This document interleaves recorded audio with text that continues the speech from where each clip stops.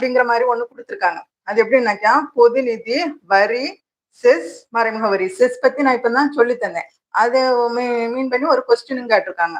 அதாவது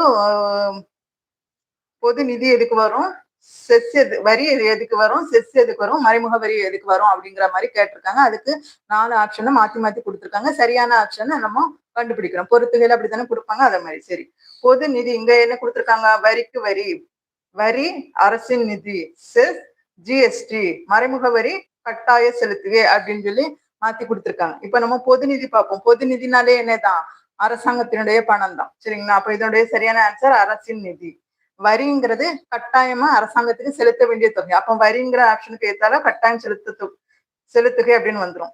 செஸ் அப்படின்னு சொல்லி கேட்டிருக்காங்க. செஸ்னா என்னதுன்னே நிறைய பேருக்கு தெரியாது. அப்போ இப்பதான் நம்ம செஸ் பத்தி சொல்லி தந்தோம். இப்ப உங்களுக்கு தெரியும். வரி மீது வரி விதிக்கைதான் செஸ். அப்போ வரிக்கு வரி. மறைமுக வரினா என்னது? ஜிஎஸ்டி. ஏன் ஜிஎஸ்டிய மறைமுக வரின்னு சொல்றோம்? அது வந்து விற்பனை வரி. நம்ம வாங்கக்கூடிய பொருட்கள்ல அது மறைமுகமா இருக்கும். சரிங்களா? அதனாலதான் அதை வந்து ஜிஎஸ்டிங்கிறது விற்பனை வரியா இருந்தாலும் அது என்ன செய்யுது? மறைமுகமாக தான் அந்த வரி வருது, நேரடியா வர்றதில்லை. ஓகே, இப்போ இதை வந்து